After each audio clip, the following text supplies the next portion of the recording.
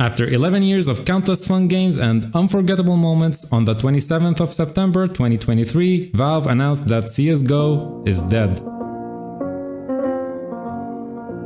However, from the ashes of CSGO, the new CS2 has emerged, giving us better graphics and promising potential for new features. But this also means that the skin making process of CSGO is now also dead.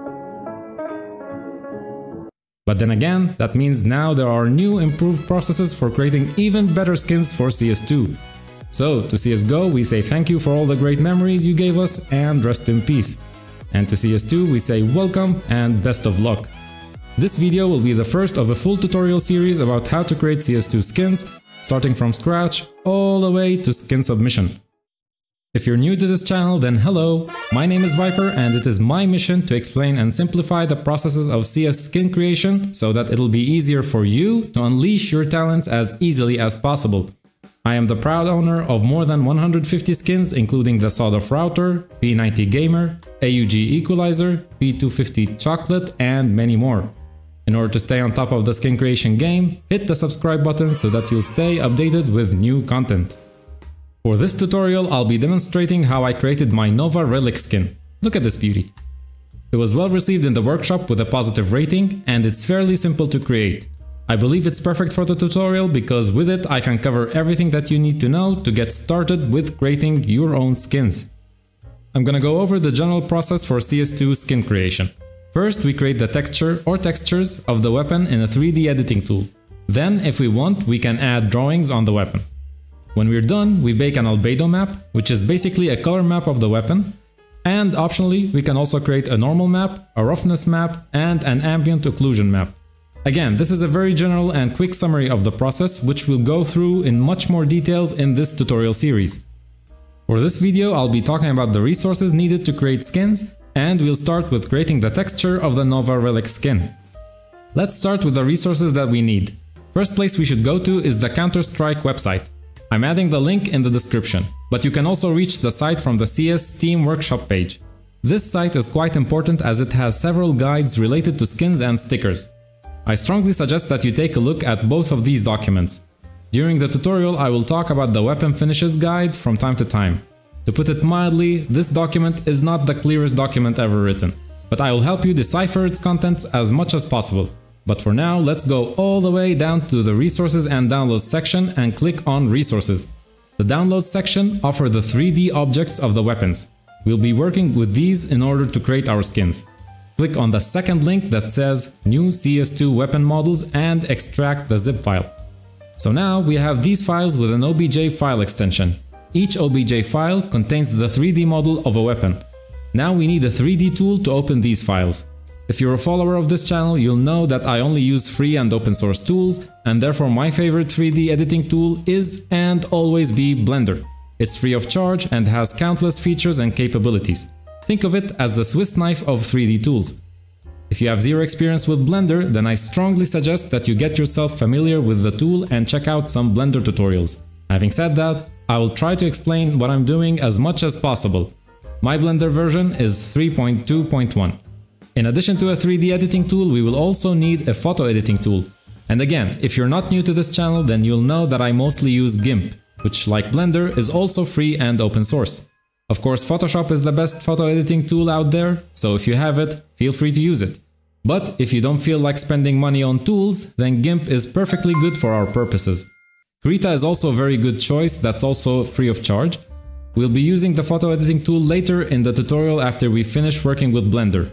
You can find the download links for Blender, GIMP and Krita in the video description. One last thing worth mentioning before starting the texturing process is the UV sheets of the weapons. UV sheets of a 3D model is basically a two-dimensional representation of that model. Think of it as an unwrapped cover of a chocolate piece. In fact, the letters UV stand for unwrapped version. It's not a must to have the UV sheets of the weapons, but they can certainly help you during the process. Where can you find them, you ask? Well, you can find them in my new website that I recently created. This site is dedicated for CS2 skin related materials, where you can find the UV sheets as well as the default albedo, normal, roughness and ambient occlusion maps of all the weapons. I will keep adding new useful content to my site, so make sure to add it to your bookmarks. link is in the description. So now that we talked about all the prerequisites of skin making, let's start creating our textures. Open Blender, click on General and remove the default cube. Before we begin, let's add the Node Wrangler add-on of Blender. It's a super useful built-in add-on that will help us a lot and save us a lot of time. Go to Edit, Preferences, Add-ons, and type Node Wrangler in the search. If you don't have the add-on already, then check the box and you're done. Now first thing we need to do is to import the OBJ of the weapon. Let's go to File, Import and choose Wavefront OBJ. Go to the folder where you extracted the OBJ files. The skin I'm creating is for the Nova, so I'll choose Weapon Shot Nova. So this is the model that we'll be working with. Let's take a look at the relic skin that we're recreating. We can see that the skin has two textures. One is clean metallic texture and the second is wooden texture on the stock and the pump thingy. Let's start with a metal texture since it's easy. Go to the Shading tab and rename the default material to Metal. The two things that we see in front of us are called nodes. Using a collection of nodes like these, we'll create our textures. This node is called the Principled Shader node. In every node setup, there has to be a shader connected to the output node. And the Principled Shader node is one of the most general ones and you'll almost always use it for skin making. Anyway, let's start with the color of the material. Click on the base color. As you can see, you can choose colors in several different ways. For me, I'll use the exact color I originally used to create the relic skin, which has this color code. Now obviously choosing a color is not enough. In order for a material to look metallic, we need to add two more values. The low roughness value, which will make the material more reflective to light, and of course a metallic value. So go down to the metallic value here and crank it up all the way to the maximum. And finally, let's set the roughness to something like 0.25. And voila! Our metal texture is ready. Let's move on to the wooden texture. We want two different parts to have the wooden texture. For the sake of this tutorial, I'll demonstrate two ways to separate the materials so that some parts will have the metal texture, while others have the wooden one. You can use either one of these methods or use them both together as I will do now. The first method will be to disassemble parts of the weapon and then assign a new material to it, which would be the wooden texture. For the second method, we'll use masking. We'll get to that later. Let's start with the first method and we'll apply it to the pump part of the Nova. Let's completely separate the pump from the rest of the body. Let's go back to the Layout tab and go to Edit mode by pressing the Tab button. Click anywhere outside the model to remove the selection. At the top, we can choose what to select, which is either vertices, sides, or faces. Click on the faces icon. Now we can select the faces one by one by holding Shift and pressing the left mouse button, but that will take forever. Another way to group select would be to drag the mouse over the faces that we want to select. But the best way is to hover the mouse over the area we want to select and press L. This will select all the connected faces. Unfortunately, for some reason, this doesn't work as well as it used to work with the old CSGO models. There seems to be some sort of invisible disconnections between the faces in the new models. Anyway, we'll try to work with what we have, so I'll keep selecting faces by pressing L and by using the mouse.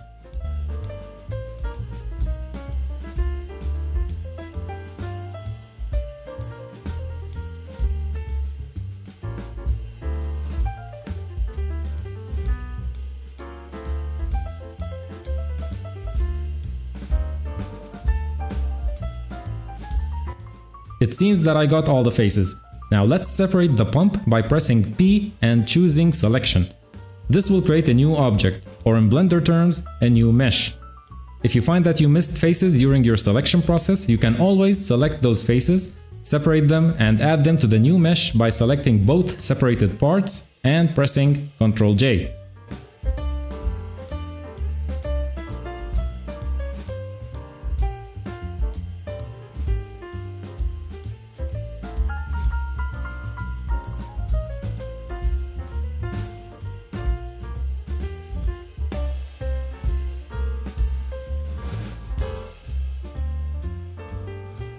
Let's call the new mesh pump so that we'll know which part we're working with. Now we're ready to create our wooden texture. Head back to the Shading tab, make sure that the pump is selected and press the X button here to remove the metal material from the mesh. Click New to create a new material and rename it to wood. There are many types and patterns of wood out there, and therefore there are many ways to create wooden textures. I'll show you one way to do that now. Click Shift A to open the node menu dialog, and in the texture section choose Musgrave. While the node is selected, press Ctrl T, and now we have two more nodes. By the way, we were able to create these two nodes with Ctrl T because of the Node Wrangler add-on we added earlier. It's one of the capabilities that this add-on provides. In addition to these nodes, let's add two more nodes. Press Shift A again, go to Texture and choose Wave Texture. Press Shift A one more time, go down to Converter and choose Color Ramp. Let's connect the nodes and then talk about what we made so far. Connect the Musgrave to the vector input of the Wave node, connect the Wave node to the Color Ramp and the Color Ramp to the base color of the Shader node. So we already have a pattern that almost looks like wood, but we can definitely improve it. Let's go back to the texture coordinate node for a moment. This node tells the texture where and how it will be distributed on the mesh. Let's change the output from generated to UV so that the texture will be placed according to the UV of the pump. Moving on to the next node. The mapping node gives us more control over the texture. We can move the location of the texture, rotate it and scale it. In our case, we will only scale the texture by elongating it, since right now the texture looks too circular. Let's increase the Y value to something like 18 and lower the X value a tiny bit as well. I'll keep the Musgrave node as it is and move on to the Wave Texture node, where I'll scale it to 10.7 and set the distortion to 16.1. And finally, I'll set the colors of the Color Ramp node to a mixture of brown colors so that the texture would look like wood. All the values that I used so far are the exact ones that I used for the Nova Relic, so I'll do the same with colors.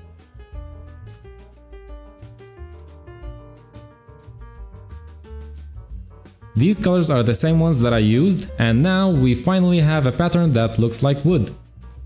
However, the way it currently looks, the wood is too smooth. Let's make the texture rougher by adding a bit of bumps in it. For that, I'll add a Voronoi texture node and click Ctrl T to get the controlling nodes again. Actually, I can get rid of the texture coordinate node and use the one we already have. I will also add a bump node, which can be found in the vector section in the nodes menu. Connect the color of the Voronoi to the height of the bump node and connect the bump node to the normal input of the shader. We can't see that much has changed, so let's increase the scale of the Voronoi. Now clearly this looks rubbish, so we need to tweak it further. Let's elongate the texture as we did earlier with the Musgrave by increasing the Y value to 12.5. This is the texture that I'm looking for, but the bumps are too strong, so let's lower the strength to 0.28. So now we have a wooden texture alongside metal. Final thing we'll do in this video is to apply the wooden texture on the stock as well. Which brings me to the second method for separating materials, which is masking. The idea behind masking is that we'll have two different textures in the same material, and use an image as a mask which will decide where each material appears. So what we need to do now is copy the wooden texture we've just created to the metal material. However, before we do that, let me show you a neat trick. If we simply copy the nodes of the wood material to the metal one, we'll end up with two identical but separate wooden textures. This means that if later I decided to make changes to the wooden texture, then I'll have to do that change twice. Once for the pump and again for other places. So in order to avoid that, before we copy the nodes, let's group them together by choosing everything besides the output. And then click Ctrl G. Now the nodes are grouped, and the group has an input and output. We're currently inside the group node, so press Tab to get out. This node represents the group. You can give it a label by pressing the letter N, as in November, and in the label text field type wood. Now we can copy this node to the metal material. Click Ctrl C to copy the node, then click anywhere on the Nova's body to move to the metal material and click Ctrl V to paste. Now it's time to create the image mask, and the way I'm gonna do that is with the help of the UV sheets of the Nova. So I'll head over to my website viperskins.com and I'll scroll down to the UV sheets section and click on the one that belongs to the Nova and download it.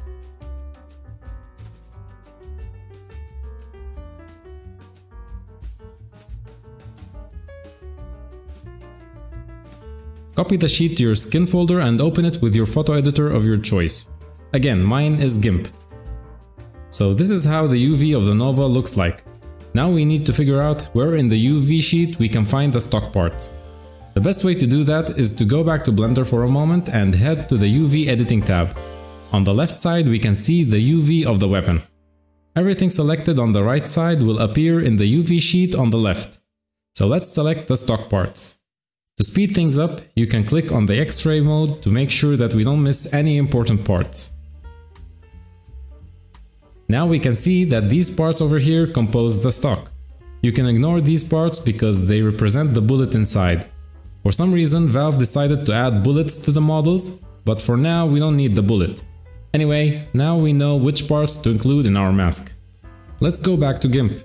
I'll create a new layer to draw on. I want the wood to start in this area, which is equivalent to this area in the UV sheet. So I'll select the stock area in the sheet using the free select tool and carefully start clicking to create a path around the stock.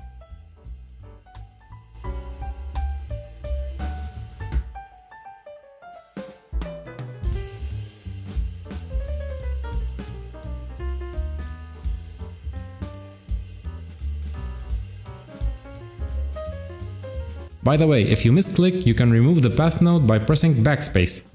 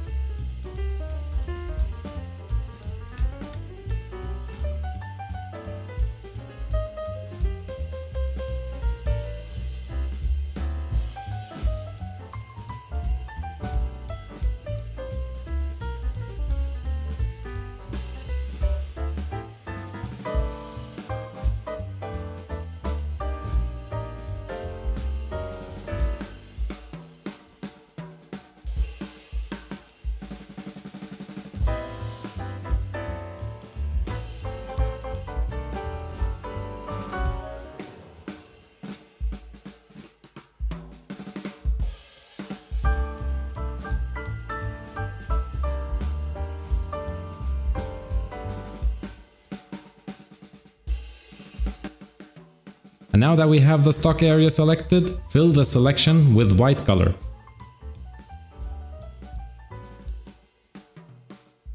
Hide the UV sheet layer and export the image with a suitable name like Wood Mask. Back to Blender, in the Shading tab, click Shift A and choose Image Texture. Click on Open and choose the image file you exported. Now this node contains the mask image. How will we put it to good use, you ask? We add another node called Mix Shader. This node, as the name suggests, mixes two shader nodes together. So let's connect the metallic shader and the wood shader to the mix node and connect the node to the output.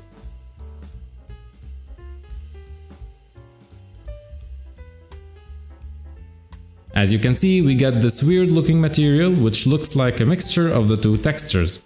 And that's because we still haven't used our mask yet. Let's connect the mask image to the FAC input of the mix node and voila! Now we have one material for the body with two textures separated by the mask image. And the reason the mask did its job is because the job of the FAC value of the mix node is to define how the two textures will be mixed. If we remove the mask image, we can see that we can control the mix by moving the FAC value between 0 and 1. 0 means that only the first value is taken, 1 means that only the second value is taken, and anything in between is a mixture depending on the value. So when we connected the image, everything that is white in the mask gets a FAC value of 1, and everything that's black or transparent gets a value of 0. If you want to learn more about how the FAC works, then I strongly suggest that you watch this video. In fact, I insist that you watch the video because it's super important and learning how the FAC works will help you so much when you work with Blender nodes. By the way, if you remember earlier, I talked about having one instance for the wooden texture for both the pump and the stock. Now, if I make any change in the wood texture, both parts get modified, and that's because we grouped the node setting of the wooden texture. Anyway, I guess that's a good place to end the video. I know it was quite long, but I promise the next videos will be shorter. In the next video we will see how to draw on the weapon and make it engraved with cool designs. Until then, Take care and see you soon.